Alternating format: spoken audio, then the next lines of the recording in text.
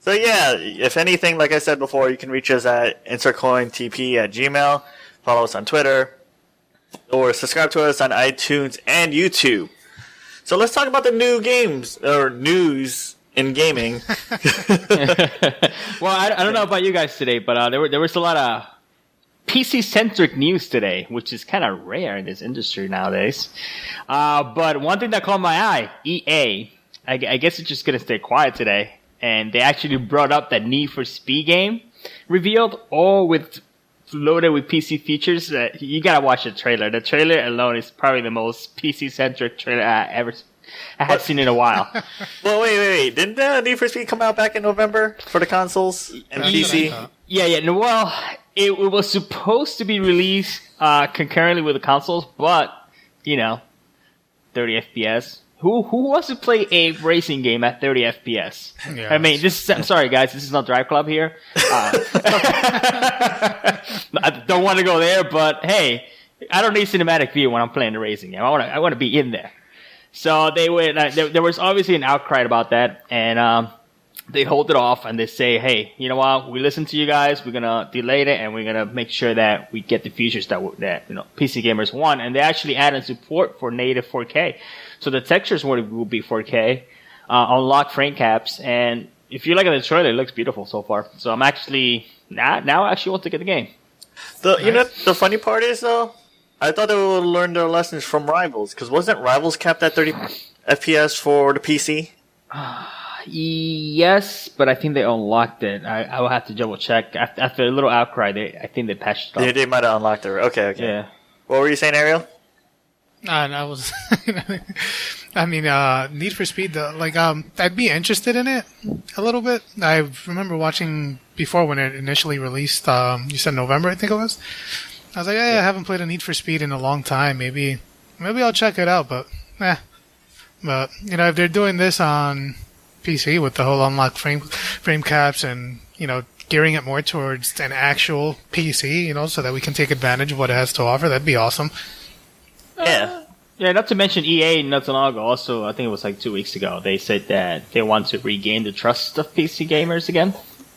Yeah, and I could kind of see that, actually, because it seems like with Origin, even though it got a lot of shit initially, they're actually a pretty good service. They're not bad. My only problem with them is little stupid things, like, customer service related. I don't know. Wait. Anything major? Customer service related? I mean, Steve has. Well, no, it was something. It was like well, it was.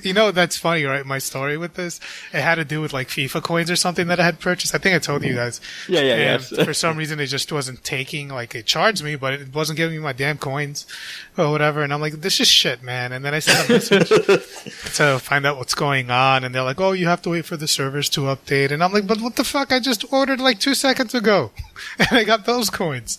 And then in that same message, I was like, you guys should just put all your shit on Steam. Meanwhile, Steam has no support. But no, it's a fine service. I think Ubisoft's Uplay is actually getting a lot better than Origin. Yes, I actually like the Uplay platform, especially the way they integrate their shipments and things. Yeah, I mean what they've been doing with Uplay is, after they did that update, I was pretty impressed. I'm like, I actually like this service now. Yeah, it's not bad. I mean, it's good in a way because it creates more competition and more pressure for Steam to step it up, which is what we need in this industry. I mean, we can't just have Steam only, then there's no growth. So it's good that these competitors are actually stepping up their games, which, it just benefit everybody. Yeah, and Steam in itself, I think, didn't they get pressured by EA? Because EA used to did the take back for the games if you played it within the two days. Yes, as a matter of fact, yes, you're right. EA was the one that started that with Origin. Yeah, they started it, and then Steam followed later on. Oh, and going back to how you knocked Drive Club, it's 30 frames per second. It looks great. At least they're still supporting the game. They're coming out with an update this month. Yes, they are, which is good. It's great. I mean, you know what? I was laughing about this earlier because the Sony players, they actually want to get the hands on the Arc on early release. Oh, you know how Xbox have that, and then Sony doesn't want to allow the early access. And a few players were like, "Yeah, we don't want early access. We don't want that." Drive Club was kind of early access. No, they just messed up the servers. When you played it offline, it was still working. But I'm not gonna lie though. It is probably one of the best looking racers I have seen. And I have to give myself. I'm a big racing fan. For those of you guys don't know. So I Project Cars though. Yes. What really? Well, Yes. It's a really good looking. Well, Project Cars was a smaller team. No, you got to think about it this way though. There's not a lot of things going under the hood for Drive Club. It's an arcade-ish. So Yeah. I mean, people like to compare it to other games such as like Forza or Project Car graphically, but you just can't. I mean, those are full sims. There's a lot of physics behind it that takes a lot of processing power. If you take that away, then you could bump up the graphics to the max. But at this point, I mean, Drive Club is pretty damn graphically awesome, and that's what I played it for.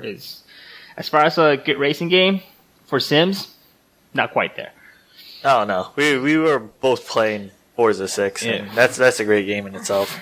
Now I'm waiting for Gran Turismo. That's the whole story. Yeah, they usually always push it. Yeah, that actually is coming out this year. Gran Turismo Sports, it's called.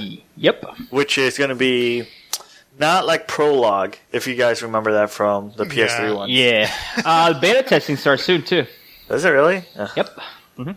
Well, speaking of beta testing, how do you guys feel about Destiny expansion pack coming out this year and then Destiny 2 coming out in 2017? I know, Cheech, you're very excited since you bought like 2 copies of that game. They could go to hell. That's all I gotta say. No, I'm done. I mean, I used to love Bungie. I just honestly, I don't know what happened to them. This is not a Bungie game. It's not. The content. Go ahead. Yeah, I was gonna mention with Bungie, like everybody loved Bungie. You love Halo because of Bungie. The thing is that they get a lot of shit for what they did with Destiny, and they were just trying something new, and some things worked, some things didn't. And people kind of have to look at it as like a stepping stone towards the vision that they had. They were kind of testing the waters, is the way I see it, with what they wanted to do with that game. And I'm sure with Destiny 2, then the reason they're doing it the way they're doing it is because they're finally find a way to kind of realize the exact vision that they had for this game. That's what I'm thinking. I mean, all I ask, if for somehow Bungie ended up listening to us, just give us a matchmaking for raids. That's it. Yeah. You give me that, I'll be playing Destiny again. Yeah, that makes it so much easier instead of going on websites. I just don't want to enjoy playing and try to find a group and they have to actually stand up or go to my iPad or something just to find a group. No, just doesn't work like that. I do have to say though, what was it, 2 weeks ago, there was a little news report about this where I started laughing, where they sent out emails to people asking if they're still playing Destiny and if they're having fun. I'll be like, well, if you're emailing me this, that means I'm not. But yeah, that is so disappointing. That game was pretty much like a beta. If you ever have time and actually read the original story, like where you can find like tidbits here and there on Reddit, it actually sounded like it was going to be something really good. Yes, I mean, I think if they would have stuck up with that plan, Destiny would have been the game right there. But I guess they had to scratch and then they had to release it at a certain period, and that's what they end up with. Yeah. Well, hopefully the next beta game that's coming out, and I say beta game coming out because they're actually having a beta for it next week, is The Division. It's going to be an open beta. Xbox One players will be able to jump in February 18th, while PC and PS4 players get to jump in February 19th. So I think that's going to be fun. Actually, since I have my internet now, we can actually all 3 of us play together and go into those dark zones. And then I can see Cheat shoot me in the back. That'd be ideal, but there's one flaw. What's the in flaw? that proposition. What? And that is February 16th.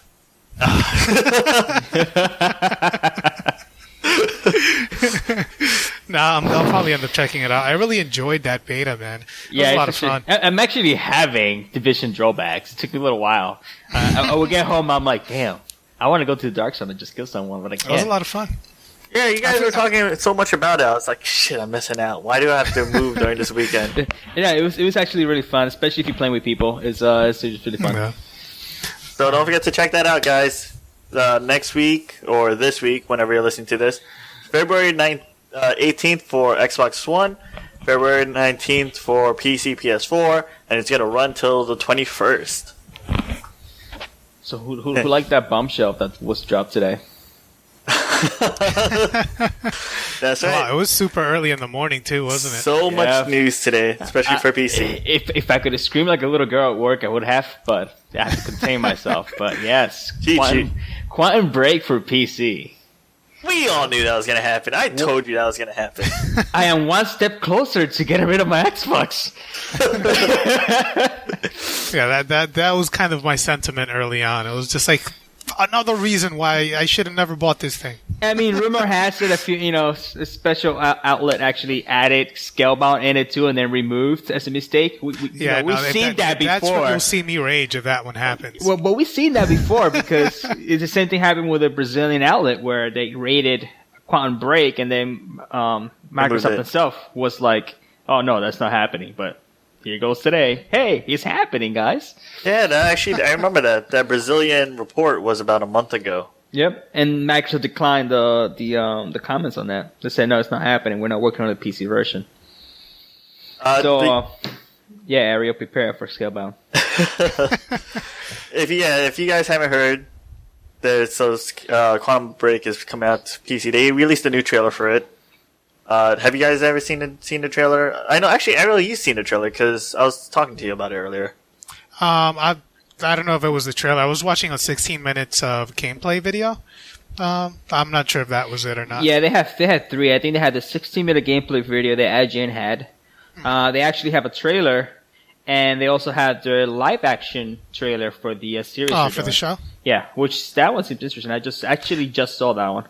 Oh, I think that's going to be the most interesting thing about this game is how it kind of balances the storyline of the TV series or the series that they're doing along with the game itself. That's going to be the most intriguing thing for me, I think. Yeah, it'll be interesting. Have you guys ever played Alan Wake or beaten Alan Wake? I know, Ariel, you played it, but Cheech, you never beat Alan Wake, have you? No, I guess I'm getting more and more interested in this game now, so I might just grab it and play it. And I told Ariel about who makes the game with Remedy, and now he's interested too. Yeah, I mean that was it for me. The moment Greg said that, I was like, I freaking love Max Payne. You know, that whole franchise, and I've always enjoyed the stories and the gameplay itself. You know, I mean, when you think about it, they kind of started bullet time back in the day on the original Xbox, right? PC. Max Payne was PC also. Well, yeah, but it was. But at the time, for me, I played it on Xbox, I would say. So, I mean, they kind of started it with that game, the whole bullet time. It was after the Matrix. It was like, oh, cool, like a fucking slow down time and shoot bullets and stuff. I don't know, they did a lot of cool things. So, knowing that they're taking care of, like, you know, the gameplay mechanics and how it's actually gonna feel in your hands, got me souped for that, because the last Max Payne 3, I don't know if you guys played it, I thought was freaking fantastic, man. Yeah, actually pretty good, yep. Actually, yeah. I thought 3 was great. Not only that, but they are the one and Microsoft to actually be porting the PC version, which is not being outsourced, which is great.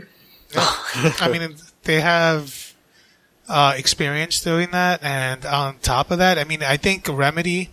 I think the pairing of Remedy in them is even better because they kind of have like these similar tones, like darker tones, you know, in their stories. And kind of matching them up to not only, have Remedy develop the story and then you have the gameplay mechanics. It just seems like it's going to work. Like, they may be able to synchronize their ideas on this game and hopefully get it going. Yeah. I mean, it sounds really well done at what they're doing. If you ever played Alan Wake also, they had these mini TV series within the game, which actually was pretty cool. It was really cool, yeah. Now, here's the question, though. What are you guys going to buy that game for? Cheech, you want to go first? PC, of course. Greg? It's no choice. You already know. I'm going for physical copies. Physical, yeah. I mean, well, physical copy does not include your lovely free digital. Yeah. If you guys, so with the news of Quantum Break coming out for PC, both Microsoft and Remedy have released a press statement saying that if you reserve the digital copy of Quantum Break on Xbox One, you will receive the digital copy for Windows 10 for free. Now, if you go on the Remedy website, it's actually split into two different parts of the site. One says you just have to pre-order it at any participating retailer. The other one says you have to pre-order the digital copy. So I'm guessing the first one is just a mistake that you have to get the digital copy. Yeah, or that, either that or, you know, how some retailers sells you like the little digital card. That might be it, because they say that you do have to activate it before the date finishes. So that might be also what they're talking about there. One thing that I was more surprised, though, with the whole spec for the PC is we might have in our hands the first full DX12 game released. Really? Yes. So either the minimum and the recommended settings both requires DX12 and Windows 10. So this would definitely be their Windows 10 pusher and their DX12 seller if they pull it off right. Oh, I didn't know the minimum required Windows 10. Yeah, it requires DX12 as well. Oh, okay. So, you mentioned earlier, though, that it was going to require 16 gigabytes of RAM on PC? So, yes, the recommended... I mean, the specs are really steep. You're talking about for recommended, you're talking about top-of-the-line card, GTX 980 Ti. 16 gigs of RAM. I mean, we haven't seen that. Damn, never. Yeah, 16 is really high. And now, are they doing a thing where it's like recommended based on like graphical settings? So like if you're looking to, I forgot what game it was that did this in the past, or are they just kind of leaving it open to? They're leaving it open. Recommended is simply 980 Ti and then 16 gigabytes of RAM. Yeah, they're leaving it open. My best guess is the recommended spec is for 4K. Since Microsoft lately, especially for like PC gaming, they've been talking a lot about 4K. So that would be my guess. I mean, the VRAM requires 6 gigabytes for the recommended. Oh, okay. So it's got to be 4K. So it has to be 4K. I think what they did, I mean, this is just pure speculation. They saw the effects of the slightly negative feedback with Tomb Raider, where people were like, I have this card, why can't I do very high? This is kind of going to quell that, right? Because it's going to be like, well, this is what we're recommending if you want to do very high. Yeah. You know what I mean? So I think that'll kind of nip it in the bud early on. Yeah, because the whole thing with Tomb Raider is very high graphics was meant for 4K. That alone would reach, exactly. Yeah, that alone would take 6 gigs off your RAM. Mm-hmm. And then you got high, which was, the 1440, and then medium was supposed to be the 1080p. Really? Yep. Wow. Yeah. You sure? Yep. that was that. Yeah, that's based on RAM usage. That's how it kind of went. Yeah. Oh, you're talking about Quantum Break. No, I'm talking about Tomb Raider. Yeah. Tomb Raider, yeah. Which I don't have for PC, but you guys do. So, I don't know. I actually wanted to talk about this since it's creating a lot of flame in the internet. So, what do you guys feel about Microsoft exclusive ending up on PC? I think it's great. Really? You think it's great? You just bought an Xbox, though, and we convinced you to buy an Xbox because you were like, oh, what games are coming out? We're like, oh, Quantum Break, Scalebound, and now those are coming to PC, and you had to beef up PC. I mean, I think it's great, not because, I would prefer to play it on PC anyways, because we do have the rigs for it, but business as a whole, PC is a Microsoft product. I still don't like that. But it still is made by Microsoft. No. And if it's just games... I mean, let's be real, Cheats. PC is Steam. Without Steam, there would be no PC today. Not really. If Steam could die tomorrow and PC, there'd still be PC gaming. Well, at this point in time, they set the point for it, though, right, Ariel? Yeah, they did set the standard. Made it what it is now. Yeah, they did set the standard. That just you can't take that away. They actually did. But Microsoft knows how to make games too, and some of the best games have been, like Halo and things like that, were made for Microsoft. So why don't we just, your Microsoft is your platform is Windows, put them in there too. More money for you. You sell more software. The more software you sell, hey, If you like that game, now you have more resources and revenue to make a sequel of it. I think it just benefits everybody. It does, and that's why I think it's great. It benefits everybody. I mean, again, not very many people who own, higher end PCs or enthusiast level PCs, or even people who spend thousands and thousands of dollars on their computers, chances are they're not going to want a game on a console or even on an Xbox, and we're never going to buy these games to begin with. I mean, there's a few who want to get a taste of everything, which I guess you guys are more in line with that, and then, I'm kind of playing more console games now again and stuff like that, but not everybody wants to do that. They want to stick mostly with one platforms and keep everything there. It's kind of the same mentality behind having everything on Steam for me. I just want everything on Steam. It makes it easy for me to track everything I have. But what's great about this, though, is that and now it opens it up to those people on PC who chances are we're never going to play the game anyways. So they just created a separate market for themselves on a game that, was only going to see one market, and that being the Xbox One. Yeah. And it's going to help them out financially, of course, and it's going to broaden their aspects of possibly getting more people to buy the Xbox because they're introducing this cross-save system where, if you want to sit down on your couch and you don't feel like either setting up a home theater computer or anything like that, or home theater system in that sense, then you're perfectly fine. You could just continue and whatever, sit down for a few minutes. It's just appealing to, I feel like, different people in many different ways. The only thing that sucks is for those who actually are PC gamers and went out and bought an Xbox because they were interested in those, exclusives. Ariel. Like myself, after I got conned by both Cheech and Greg. Yeah.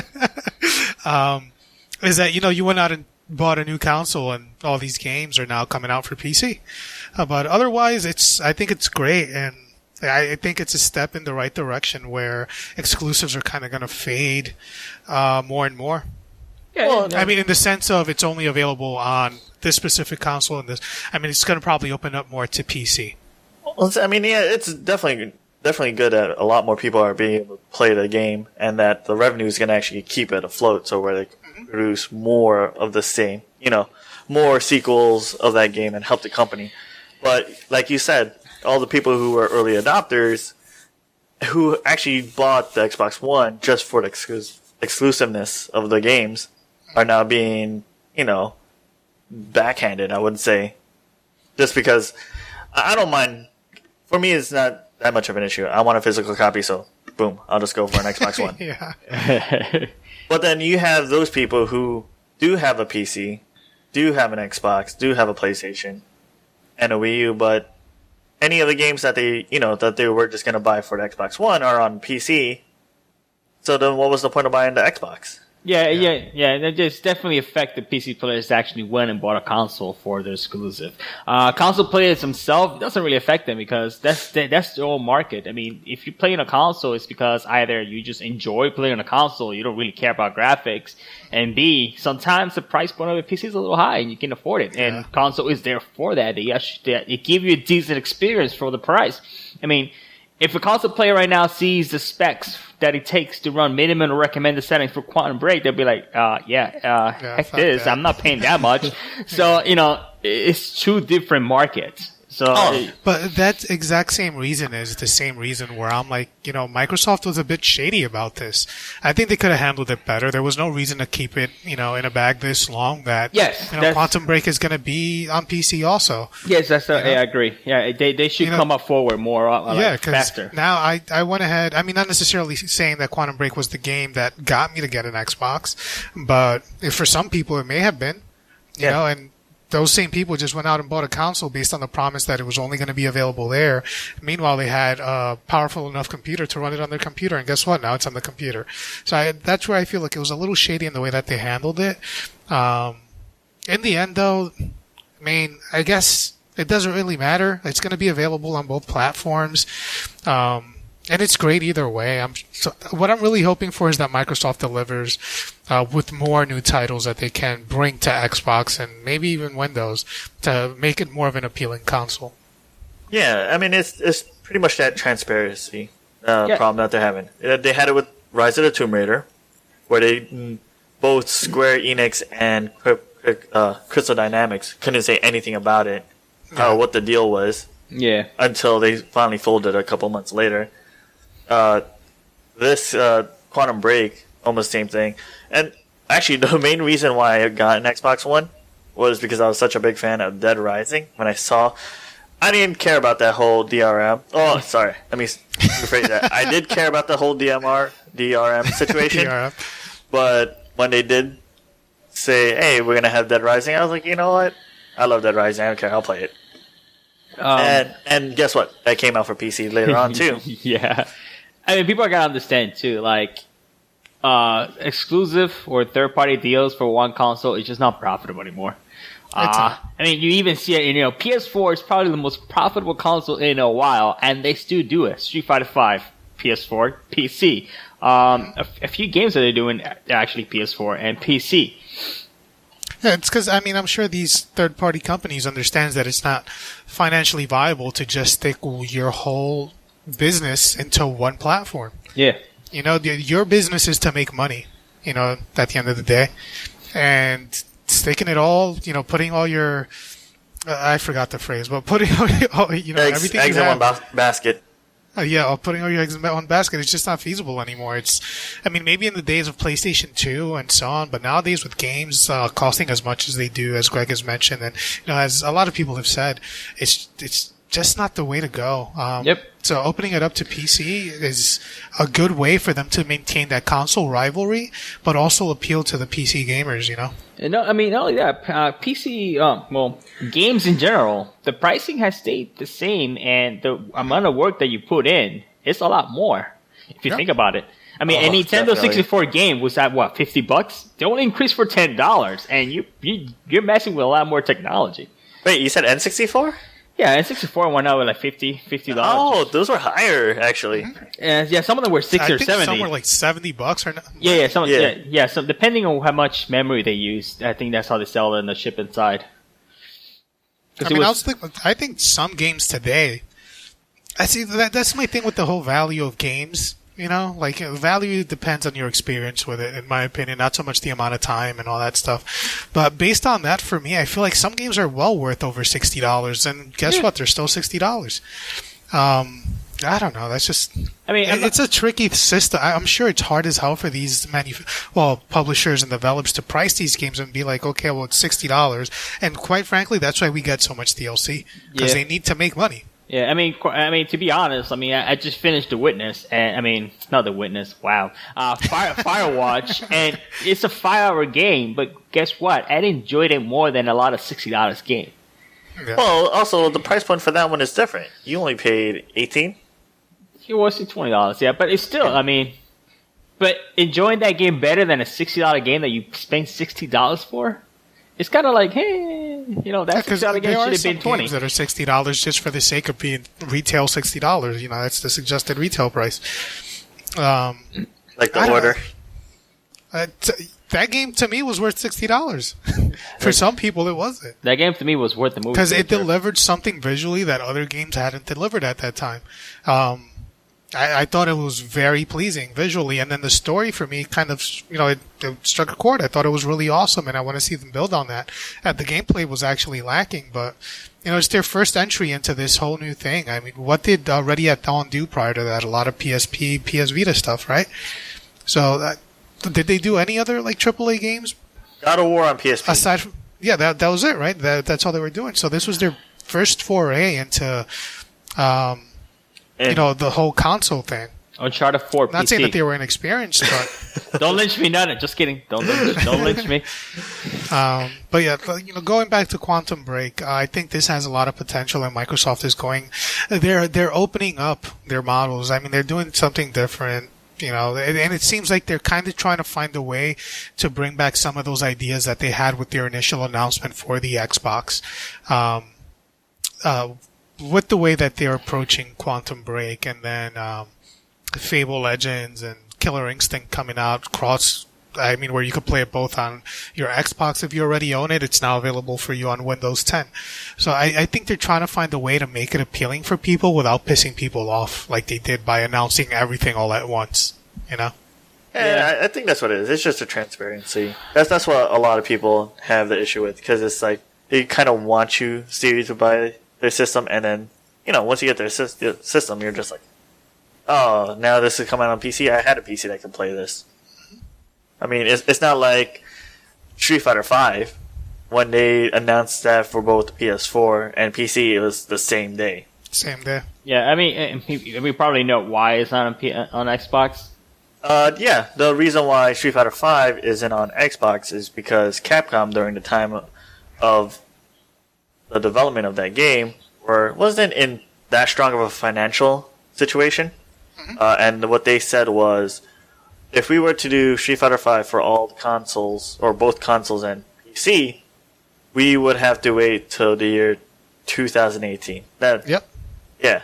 But Sony gave us money now to develop the game ASAP, and that's why we're having it on both PC and PS4. I mean, and not only that too, but I think the other reason behind it is they had this envisioned to be a cross-platform game through probably all systems, and Microsoft is not going to go with that. Yeah. Yeah. So that's probably one of the biggest. Well, that's probably one of the big reasons for it. That's the only thing I kind of really don't like about that. It's it started with, well, not started with, but even back with Final Fantasy 11, it's like you can only play with Xbox and PC, but how did they manage to do that? They basically gave access. They gave Square Enix the whole full blown out access to live at some point. Like, here's your launcher. Do what you want to do with it, in a way. But yeah, Microsoft gotta lean back on that. I mean, look at Rocket League. It's huge in PC and PS4, yet they can't have crossplay with Xbox and PC at least. No, it just doesn't make sense. Oh yeah, that is news, everyone. If you guys haven't heard, Rocket League is coming out for Xbox One. It will be coming out February 17th. Yep. And just like Cheech says, no crossplay, guys. Sorry. Yeah. So you got to make sure the community in the Xbox One is large enough to actually support the game. Now, is there crossplay between PlayStation 4 and PC? Yes, there is. There is. Oh, I didn't know that. Yep, there is. Fuck. Yeah. I did not know that. That's awesome. I've been hovering in that. I mean, I have it for PS4 because it was free when it first came out. Yeah. But I'm hovering over right now the actual Steam version that is on sale, and I'm like, damn, I should just grab it. If you guys ever seen any videos for those videos are nice. I mean, look at me. I have a blast with it in PS. Sometimes that's my good to go multiplayer game right now. Sometimes I just load up my PS4. My PS4 became a Rocket League machine. Literally. Man. No, that game's a lot of fun, though. It's a lot of fun. But that's the thing. I feel like it looks fine enough on PS4 where you don't really need it to look any crazier. I don't know. It ran fine. Yeah, it runs pretty good. So that's why I was like, should I get it on PC? There's really no need for me to, especially when I got this for free. Yeah. That's a game where you just play wherever you're comfortable playing. Yeah. I mean, if it runs almost the same on both systems, it's just like, just play whatever you're comfortable with. And, well, speaking of crossplay, and I brought up Street Fighter 5, Capcom has come out with the map of Street Fighter 5's timeline of what they're doing with their DLC program. Aria, have you checked this one out? Well, I think you linked it earlier today, but it's mostly with the DLC characters where they're going to be releasing one every month post-release, right? Yep. Starting with Alex. Yes, Alex would be the first DLC character coming out in March. It's pretty cool. It's cool to see him return. I never played him in 3. Also, they do want to keep Street Fighter 5 as there for the entire generation. Yeah, that's a good thing. No re-releases or reiterations. Yeah. Yeah, it would make sense, especially for the esport audience that they're trying to create. And the way the fight money is being handled, they said, like, when Alex is released, if you beat the game with every character, because the game itself, each character will have their own separate storyline, and then when you complete their storyline, you'll get the fight money. If you beat the game with all the characters, you should have enough fight money to actually get Alex when he's released. Nice. Damn, so that's kind of an indication as to how much fight money you're going to need per character. Yeah, but then there's also all the different dailies that you can do that they have. Your online matches, you get money from that. In the March update, they are updating the survival mode, and some of the other modes. And then they have the story that comes in June. I'm just super excited. It's a few days away now. But they did recently announce, for any of those interested in Street Fighter V or who care about, their online systems and stuff, lobbies are going to be limited to 1v1s. You're so mad about this. What the hell is that, Capcom? As Infiltration would say, Capcom, please. That's a racist. Why are you being racist? That's what he says all the time. Why would you have a 1v1 lobby? Come on, we need more people. Which reminds me, I gotta buy it. Granted, it's coming out in March. They're going to be updating it with it. But, I was hoping to get in there with a bunch of friends from the offset, or from the onset, whatever, and just, having a great time. So, 1v1 is fine. I'm just being... It reminds me, I gotta buy the game. I have to buy the game by tomorrow, because Green Man Gaming has 20%, 27% off on this thing. Do they really? Actually, no, 25, yeah. Oh, man. I got it from them, actually. Yeah, so I gotta, well, they sent me that offer through email, because when you're a VIP member. Yeah. So I'm gonna use that tomorrow. Exactly. Oh, wow. Did you still need to borrow my fight stick? Yes, I will be there Saturday. Ooh, you're gonna have to get used to that, my friend. Saturday. We'll have to talk about that later. Much about fight stick, right? Real quickly. Especially if you haven't used one in a long time. When you're in the middle of a match and you're just starting to play with fight stick again, you're gonna be lost as shit. I just do training for a little while because you've been so used to playing with thumbsticks and things like that transitioning back to how we used to play as kids, on arcades, it is kind of strange going back, and then you have to kind of get accustomed to that whole system or whatever. But yeah, it's fun with the stick. I enjoy it a lot more with the stick. Oh, yeah, it's fun. I like the stick. I gotta train more with it. So, train more, get the PC version, fight Ariel. Hopefully beat him. We'll see. Yeah, hopefully. Yeah, my goal is by the end of that day, I will fight Ariel and beat him. That's my goal. One round or one match? One entire match. What's funny? I want to go in there just getting my ass handed to. I want a reason to just get better, man. Better and better and better. I mean, and that's the point of the game. That Street Fighter's always been that way. You get beat up, you just stand back up and try to improve yourself. That's it. Oh, you know what? If you guys haven't checked it out yet, go to YouTube and check out Capcom Fighters. They are doing an introduction of each character, who they are, how they play, and why you should play them. Yep. Very interesting. Yeah, I think I started Yep. seeing that they had a few. I think they did Karen. They did, I don't know, Fang. I think they did. Yeah, they did Fang, They did Karen, Ryu, Mikali, Vega. Street Fighter V next week. Yeah. Going. I think we've spoken enough about Street Fighter. We will see if the proof is in the pudding next week. We'll see if it's there. But yeah, really good information because it actually breaks it down, letting you know, hey, this character you can play zoning and why you should play this character. Yeah.